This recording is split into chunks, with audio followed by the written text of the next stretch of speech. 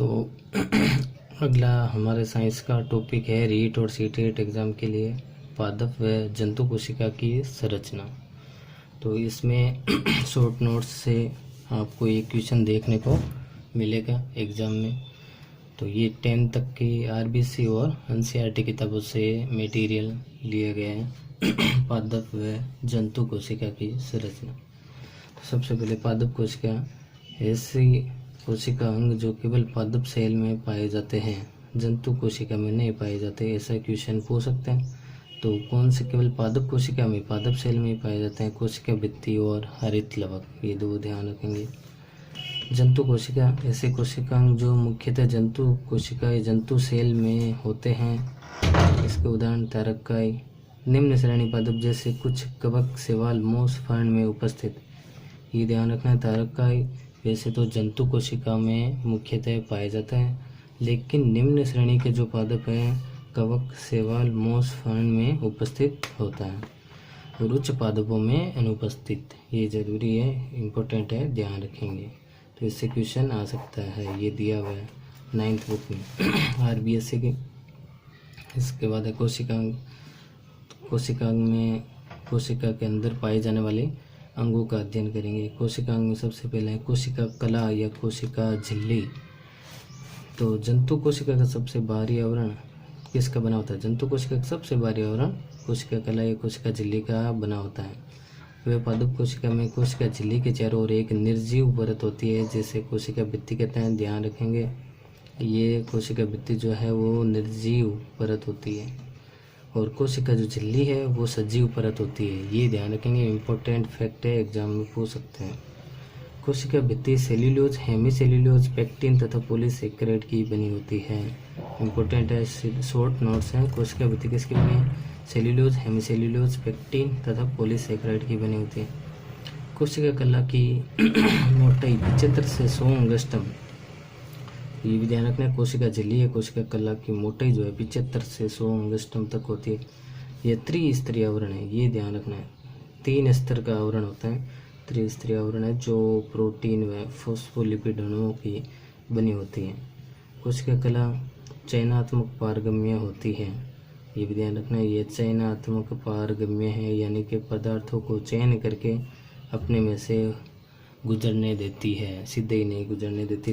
कुछ चयन किए हुए पदार्थों को ये अपने में से गुजरने देती है। तो ये ध्यान रखना, कोशिका कला त्रिस्तरीय आवरण, प्रोटीन और फॉस्फोलिपिड अणुओं की बनी होती है, ये भी पूछते हैं एग्जाम में। चयनात्मक पारगम्य होती है, वह जंतु सेल को निश्चित आकृति व सुरक्षा प्रदान करती है। जंतु कोशिका को जो फिक्स आकृति है, निश्चित आकृति और सुरक्षा प्रदान करने का कार्य किसका है? कोशिका कला या कोशिका झिल्ली का है। इसके बाद में कोशिका द्रव्य, इसे साइटोप्लाज्म भी कहते हैं। कोशिका द्रव्य, कोशिका कला व केंद्र के मध्य उपस्थित पदार्थ को कोशिका द्रव्य कहते हैं। तो सबसे बाहरी आवरण होता है कोशिका झिल्ली जंतु कोशिका में, तो और बीच में क्या पाया जाता है? केंद्र। इसके बीच के जो मध्य का भाग है कोशिका कला व केंद्र के मध्य उपस्थित जो पदार्थ है उसको कोशिका द्रव्य कहते हैं। इसमें कोशिकांग पाए जाते हैं, इसमें और भी कोशिकांग पाए जाते हैं। तो कौन कौन से हैं इसमें? सबसे पहले माइटोकॉन्ड्रिया। माइटोकॉन्ड्रिया की खोज किसने किया? अब एग्जाम में से क्वेश्चन पूछते हैं। खोज कोलिकर ने की, नाम किसने दिया? बेंदा ने दिया। ये इम्पोर्टेंट फैक्ट है, खोज कोलिकर, नाम बेंदा। खोज कोलिकर है, नाम बेंदा। इसके फैक्ट क्या है? यह केवल यूकैरियोटिक कोशिकाओं, सुविकसित सेल में पाए जाते हैं। ये ध्यान रखना, माइटोकॉन्ड्रिया केवल यूकैरियोटिक कोशिकाओं में पाए जाते हैं। यूकैरियोटिक कोशिकाएं होती है जो ऐसी कोशिकाएं जिसके केंद्रक झिल्ली, जिसमें केंद्रक झिल्ली पाई जाए, और इस प्रोकैरियोटिक सेल केंद्रक झिल्ली रहित में नहीं पाए जाते हैं। ये ध्यान रखना, माइटोकॉन्ड्रिया प्रोकैरियोटिक सेल में नहीं पाए जाते। प्रोकैरियोटिक सेल कौन सी होती है? जिसमें केंद्रक झिल्ली रहित है, यानी केंद्रक झिल्ली नहीं पाई जाती है। ये ध्यान रखना, प्रोकैरियोटिक में केंद्रक झिल्ली नहीं पाई जाएगी, यूकैरियोटिक में केंद्रक झिल्ली पाई जाती है। और केंद्रक द्रव्य एक निश्चित झिल्ली से ढका रहता है जिसके अंदर डीएनए, गुणसूत्र, अन्य प्रोटीन, एंजाइम पाए जाते हैं। केंद्रक द्रव्य पाया जाता है। और इसका कार्य क्या है? कार्य ऊर्जा निर्माण अतः सेल का शक्ति ग्रह तो इसका कार्य क्या है, ऊर्जा निर्माण करना माइटोकॉन्ड्रिया में, और इसलिए कोशिका का शक्ति गृह कहते हैं। छोटी क्लासों में वैसे पढ़ा होगा। विभिन्न सेल्स में, विभिन्न कोशिकाओं में इनकी संख्या अलग अलग होती है, ये ध्यान रखना। अलग अलग कोशिका में इनकी संख्या अलग अलग है, कोई निश्चित नहीं है, ऐसे एग्जाम में पूछ सकते हैं। यह दोहरी झिल्ली युक्त है, ये इम्पोर्टेंट है। दोहरी झिल्ली है यानी कि 2 लेयर होती हैं इसके चारों ओर, डबल लेयर दोहरी झिल्ली युक्त होती है। आंतरिक झिल्ली में अंगुली के समान वलन होता है, जिन्हें क्रिस्टी कहते हैं। अंगुली के समान वलन है, इन्हें क्रिस्टी कहते हैं, ये भी एग्जाम में पूछा जाता है। क्रिस्टी के सतह पर सेवरंत कण लगे होते हैं, इन्हें ऑक्सीसोम कहते हैं। ऑक्सीसोम कण या अफवन कण भी कहते हैं, ये ध्यान रखना। क्रिस्टी की सतह पर सेवरंत यानी व्रंत सहित होते हैं, सेवरंत कण लगे होते हैं, इन्हें ऑक्सीसोम कहते हैं या अफवन कण कहते हैं। नेक्स्ट आगे है कि क्रिस्टी का मध्य भाग आधात्री या मैट्रिक्स कहलाता है। जो भी क्रिस्टी के मध्य वाला भाग है वो सारा आधात्री या मैट्रिक्स कहलाता है। शॉर्ट नोट से सारे इसमें से सीधा क्वेश्चन मिल जाएगा। मैट्रिक्स का संगठन क्या है, ये बहुत ही इम्पोर्टेंट है। अगर कठिन क्वेश्चन आएगा तो इन्हीं में से आएगा, मैट्रिक्स का संगठन। क्योंकि रीट में एक बार सीमेंट, जो पोर्टलैंड सीमेंट है, उसका संगठन पूछा गया है। तो माइटोकॉन्ड्रिया में मैट्रिक्स का जो संगठन है 65 से 70% प्रोटीन, 25% फॉस्फोलिपिड, 0.5% आरएनए, और अन्य क्या होता है डीएनए व राइबोसोम। और राइबोसोम कौन सा होता है, 70 प्रकार के राइबोसोम 2 तरह के होते हैं, एक तो 17 और दूसरा 80। इसमें माइटोकॉन्ड्रिया में पूछेंगे कौन सा होता है, तो 17 प्रकार के पाए जाते हैं। फिर नेक्स्ट लवक, लवक या प्लास्टिड केवल पादप सेल में पाए जाते हैं, ये ध्यान रखना। केवल पादप कोशिका में क्या कौन से अंग पाए जाते हैं, लवक या प्लास्टिड। वर्णों की उपस्थिति के कारण कई प्रकार, जैसे हरित लवक, वर्णी लवक और अवर्णी लवक, इसमें अलग अलग वर्ण होते हैं। तो वर्णों की उपस्थिति के कारण ये कई प्रकार के हैं, हरित लवक, वर्णी लवक और अवर्णी लवक। और जो हमारे लिए इम्पोर्टेंट है वो है हरित लवक, इसमें से क्वेश्चन पूछते हैं। हरित लवक की संरचना देखते हैं, क्योंकि ये हरे रंग का होता है इसलिए इसको हरित लवक कहते हैं। यह दोहरी झिल्ली युक्त होता है। सबसे पहले तो इम्पोर्टेंट फैक्ट, डबल लेयर है, दोहरी झिल्ली युक्त होता है। अंतः झिल्ली से घिरा भीतर का स्थान पिठिका या स्ट्रोमा होता है।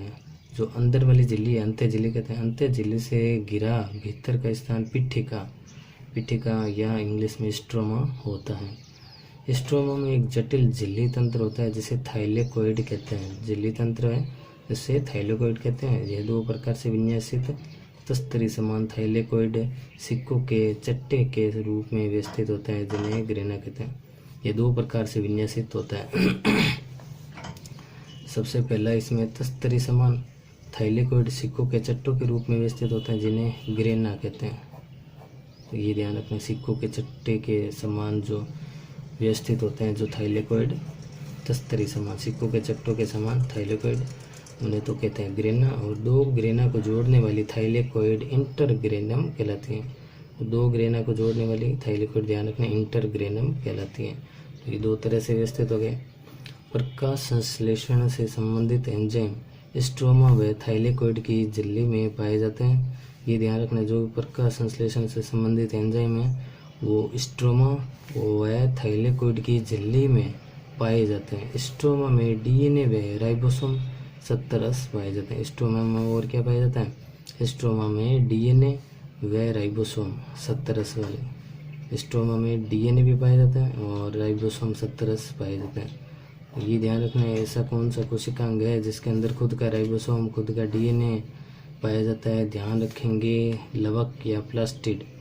और माइटोकॉन्ड्रिया का भी ध्यान रखेंगे, जिसमें खुद का राइबोसोम और खुद का डीएनए पाया जाता हो, वो है माइटोकॉन्ड्रिया, और एक है लवक। ठीक है, इम्पोर्टेंट फैक्ट है। इसके बाद है लाइसोसोम। लाइसोसोम की खोज डी ड्यूवेने की थी। ये ध्यान रखना, सबसे पहले तो खोज डी ड्यूवेने की। एकल झिल्ली युक्त, इम्पोर्टेंट फैक्ट, एकल झिल्ली युक्त है। जिसे हरित लवक में दोहरी झिल्ली थी, लाइसोसोम में एकल झिल्ली युक्त है। थैलीनुमा संरचना जिसमें पाचक एंजाइम होते हैं, ये थैलीनुमा संरचना है, इसमें पाचन के लिए पाचक एंजाइम होते हैं, कोशिका को बचाने के लिए। जो शर्करा, वसा, प्रोटीन, न्यूक्लिक अम्ल का अपघटन कर सरल अणुओं में तोड़ देते हैं। किसको? शर्करा, वसा, प्रोटीन, न्यूक्लिक अम्ल, डीएनए आरएनए होते हैं का अपघटन कर सरल अणुओं में तोड़ देते हैं। क्षतिग्रस्त व मृत सेल का अपघटन करने का कार्य, इनका कार्य क्या है? क्षतिग्रस्त जो कोशिका क्षतिग्रस्त हो गई हो या मृत सेल हो, मृत कोशिका का अपघटन करते हैं। ये ध्यान रखना, इसे आत्मघाती थैलियाँ कहते हैं। आत्मघाती थैलियाँ कहते हैं, इम्पोर्टेंट फैक्ट है।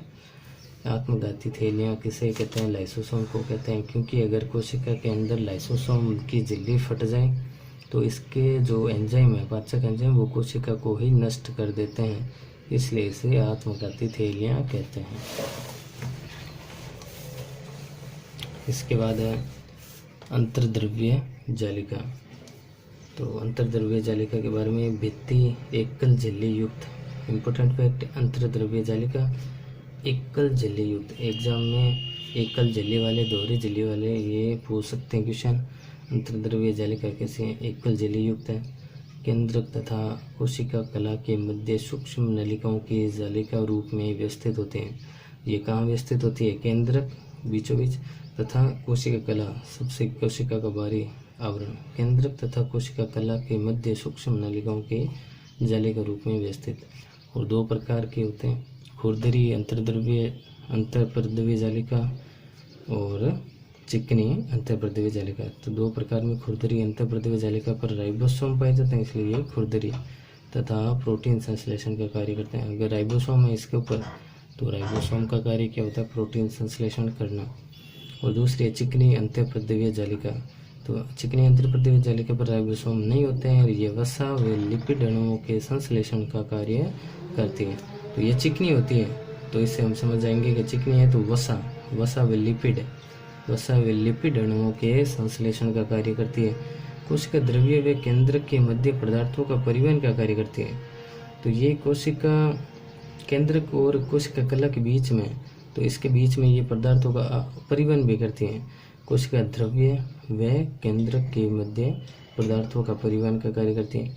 यह गोल्जी इकाई का निर्माण करती है। ये ध्यान रखना, इम्पोर्टेंट फैक्ट है, गोल्जी इकाई का निर्माण इसके द्वारा किया जाता है, अंतःप्रद्रव्य जालिका द्वारा किया जाता है।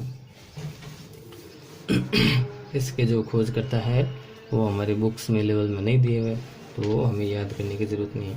जो दे रखा है वही नोट्स हमें लिखना है। इसके बाद है राइबोसोम। राइबोसोम की खोज क्लोडे ने की, नाम पेलेट ने दिया। ये ध्यान रखना है, खोज किसने की? क्लोडे ने तो इसको नाम दिया था माइक्रोसोम। ये ध्यान रखना, खोज क्लोडे, नाम पेलेट। राइबोसोम नाम किसने दिए हैं? पेलेट ने दिए हैं। यह कोशिका द्रव्य में स्वतंत्र रूप में तथा खुरदरी अंतर्प्रद्रव्य जालिका पर दाने के रूप में पाए जाते हैं। अभी हमने देखा खुरदरी अंतर्प्रद्रव्य जालिका पर क्या पाए जाते हैं? राइबोसोम, जो कि प्रोटीन संश्लेषण का कार्य करते हैं। ये कोशिका द्रव्य में स्वतंत्र रूप में भी होती है। ये ध्यान रखना, कोशिका द्रव्य में स्वतंत्र रूप में भी होते हैं। बहुत ही ज़्यादा इम्पोर्टेंट फैक्ट है, झिल्ली रहित है ये। राइबोसोम झिल्ली रहित होते हैं, यानी झिल्ली नहीं पाई जाती। झिल्ली रहित है। ये आरएनए व प्रोटीन के बने होते हैं। ये किसके बने हैं? आरएनए व प्रोटीन के। ध्यान रखना, डीएनए मत कर देना कि ये आरएनए व प्रोटीन के बने होते हैं। यूकैरियोटिक सेल में 80 प्रकार के व प्रोकैरियोटिक सेल्स में 70 प्रकार के राइबोसोम पाए जाते हैं। दो प्रकार के। कार्य क्या है इनका? प्रोटीन संश्लेषण करना। इसके बाद नेक्स्ट साइंस के बहुत ही शॉर्ट्स नोट है, नोट्स इसमें से आपको क्वेश्चन देखने को मिल जाएगा। गोल्जी इकाई तो इसकी खोज कैमिलो गोल्जी ने की। कोशिका में केंद्रक के पास चपटी नलिकाओं के रूप में पाया जाता है। केंद्रक के पास में इसकी स्थिति होती है और चपटी नलिकाएं होती हैं, इसके रूप में होता है। गोल्जी इकाई में आशय, रिक्तिकाएं व कुंडिकाएं 3 प्रकार की संरचनाएं पाई जाती हैं। ये ध्यान रखना, गोल्जी इकाई में एक तो आशय, रिक्तिकाएं व कुंडिकाएं 3 प्रकार की संरचनाएं होती हैं। हमें इतना ही ध्यान रखना है, ये संरचनाएं पाई जाती हैं। ये शर्करा, प्रोटीन व पेक्टिन के संश्लेषण व स्त्रवण का कार्य करती है। इनका काम क्या है? गोल्जी इकाई का शर्करा का, प्रोटीन का व पेक्टिन का संश्लेषण करना, निर्माण कार्य करना व स्त्रवण, इनको कोशिका से बाहर निकालना, स्त्रवण का कार्य करती है। शुक्राणु के एक्रोसोम का निर्माण करता है। तो मानव में शुक्राणु का जो आगे का सिर भाग है उसे एक्रोसोम कहते हैं। एक्रोसोम का निर्माण किसके द्वारा किया जाता है? गोल्जिकाएं द्वारा किया जाता है। पादप सेल में कम विकसित व जंतु सेल में अधिक विकसित होते हैं। ये पादप कोशिका में तो कम विकसित है और जंतु सेल में अधिक विकसित होता है। इसके बाद है तारकाई। तारकाई की खोज वॉन बेंडेन ने की। तारकाई की खोज ध्यान रखना इंपॉर्टेंट, वॉन बेंडेन खोज करता है, जिसके दे रखें वो तो याद हमें करनी है। वॉन बेंडेन ने की है। जंतु सेल्स में केंद्रक के निकट तारे समान आकृति में, ध्यान रखना जंतु जो कोशिका है इसमें तो केंद्रक के निकट ही तारे समान आकृति में पाए जाते हैं। प्रत्येक तारकाई में 2 तारक केंद्र होते हैं, ये ध्यान रखना। एक प्रत्येक जो तारकाई है इसमें 2 तारक केंद्र, सेंट्रियोल तारक केंद्र को इंग्लिश में सेंट्रियोल्स कहते हैं, पाया जाता है। ये 90 डिग्री पर एक दूसरे से विपरीत क्या है तारक केंद्र व्यवस्थित होता है।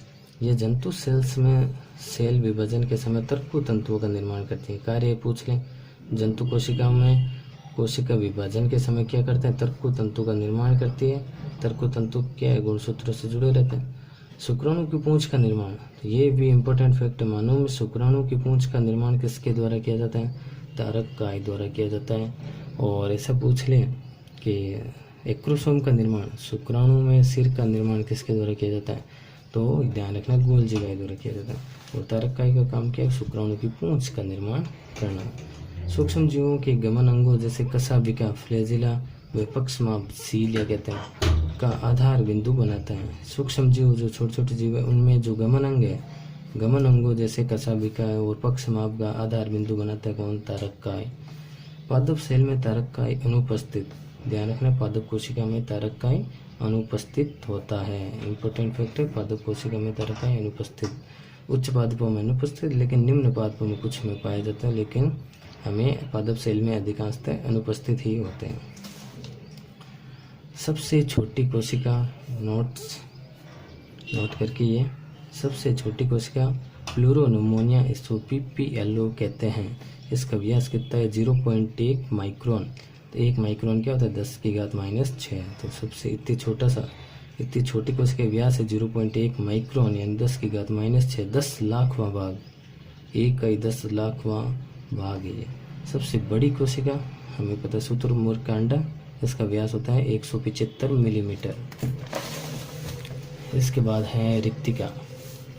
रिक्तिका कोशिका द्रव्य में छोटी या बड़ी बुलबुले समान संरचना है। तो कोशिका द्रव्य में छोटी या बड़ी बुलबुले समान संरचना है, ये एक झिल्ली द्वारा आवृत होती है। एकल झिल्ली किसमें होती है? ये ध्यान रखना है, एकल झिल्ली रिक्तिका में क्या होती है? एकल झिल्ली। यह एक झिल्ली द्वारा आवृत होती है जिसे टोनोप्लास्ट झिल्ली कहते हैं। रिक्तिका के अंदर क्या होता है? तो द्रव, रिक्तिका के अंदर द्रव कोशिका रस कहलाता है। जो रिक्तिका के अंदर जो द्रव है वो कोशिका रस कहलाता है। कोशिका रस में क्या पाया जाता है? जल उत्सर्जी पदार्थ, जो हमारे शरीर के लिए काम के नहीं है उत्सर्जन करना, वो कोशिका के रिक्तिका में इकट्ठे होते हैं। कोशिका रस में जल उत्सर्जी पदार्थ व अन्य अनुपयोगी उत्पाद पाए जाते हैं। तो ये एग्जाम में पूछते हैं, रीड के लिए इम्पोर्टेंट है। कोशिका रस में क्या पाए जाते हैं? तो जल उत्सर्जी पदार्थ कहाँ पाए जाते हैं? कोशिका रस में। वो अनुपयोगी उत्पाद भी कोशिका रस में। रिक्तिका कोशिका को स्फीत या टर्जित या फुलाए हुए रखती है। रिक्तिका का कार्य क्या है? कोशिका को फुलाई रखना है। रिक्तिका कोशिका को स्फीत यानी फुलाई हुए, नहीं तो पिचक जाएगी। अगर रिक्तिका नहीं हुई तो पिचक जाएगी। मूलतः पादप कोशिकाएं, क्योंकि उनको बाहरी वातावरण में तेज हवाएं झेलनी पड़ती है ना, तो इसके लिए स्फीत बनाए रखती है, टर्जित या फुलाए हुए रखती है रिक्तिका। फिर नोट करके पादप सेल में रिक्तिका बड़ी होती है, ध्यान रखना है, क्योंकि सुरक्षा के लिए जरूरी है कोशिका की। पादप सेल में रिक्तिका बड़ी होती है जबकि जंतु सेल में रिक्तिका छोटी होती है या जंतु सेल में अनुपस्थित भी हो सकती है। इसके बाद है केंद्रक। तो केंद्र की खोज रॉबर्ट ब्राउन ने की थी 1831 में। सन याद रहे तो ये ध्यान रखना इम्पोर्टेंट है। ये सन केंद्रक की खोज रॉबर्ट ब्राउन ने 1831 में की। मानव की परिपक्व आरबीसी में व पादप की परिपक्व चालनी नलिकाओं में केंद्रक नहीं पाया जाता है। किसमें नहीं होता है? मानव की परिपक्व जो आरबीसी है, आरबीसी लाल रक्त कणिकाएं, रेड ब्लड सेल्स, इनमें क्या है, केंद्रक नहीं पाया जाता है। वे पादप की परिपक्व चालनी नलिकाओं, तो फ्लोएम में चालनी नलिकाएं पाई जाती है, इसमें भी केंद्रक नहीं पाया जाता है। जंतु सेल में केंद्रक गोलाकार व मध्य में तथा पादप सेल में बड़ी रिक्तिका के कारण केंद्रक कोशिका की परिधि की ओर। तो ये अंतर भी हो गया दोनों का। जंतु सेल में तो केंद्रक क्या है, गोलाकार और मध्य में होता है, तथा पादप सेल में क्या है, बड़ी रिक्तिका होती है। बड़ी रिक्तिका के कारण केंद्रक कहाँ है, कोशिका की परिधि यानी किनारे की ओर होता है। इसके चारों ओर दोहरी केंद्रक झिल्ली उपस्थित है। केंद्र के चारों ओर कौन सी दोहरी झिल्ली है, डबल लेयर होती है, ये भी ध्यान रखना। केंद्रक झिल्ली उपस्थित है। केंद्र के केंद्रक द्रव्य में गोलाकार संरचनाएं केंद्रिक होती हैं। तो केंद्रक के अंदर केंद्रक द्रव्य है और उसके अंदर गोलाकार संरचनाएं केंद्रिक कहते हैं उसको। न्यूक्लियस तो केंद्रिक होता है, न्यूक्लियोलस इसको कहते हैं केंद्रिक। केंद्रक द्रव्य में धागे समान संरचना का जालक क्रोमेटिन जालिका कहलाती है। जो केंद्रक द्रव्य में धागे समान संरचना होती है वो क्या कहलाता है, क्रोमेटिन जालिका कहलाती है। क्रोमेटिन जालिका आगे जब कोशिका विभाजन होता है तो गुणसूत्रों का निर्माण करती है क्रोमेटिन जालिका, ये संगठित हो जाती है जालिका धागे समान संरचना। फिर नोट करके, पादप सेल में संचित भोजन मंड या स्टार्च के रूप में, ये ध्यान रखना है, जो पादप कोशिका होती है उसके अंदर जो संचित भोजन है वो मंड या स्टार्च के रूप में होता है, मंड या इंग्लिश में स्टार्च। और जंतु सेल में संचित भोजन है वो ग्लाइकोजन के रूप में, ग्लूकोज किस में बदल जाता है, जंतु कोशिकाओं में ग्लाइकोजन रूप में होता है, ये ध्यान रखना है। तो इसके तो ये पूरा टॉपिक कंप्लीट हो गया है। अब इससे आगे हम पढ़ेंगे कोशिका विभाजन। तो ये नोट्स बहुत ही इम्पोर्टेंट है, आप इसको नोट कर सकते हैं अपनी कॉपी में। Thank you for watching video and इसी तरह साइंस की वीडियो देखने के लिए like my channel, share and subscribe.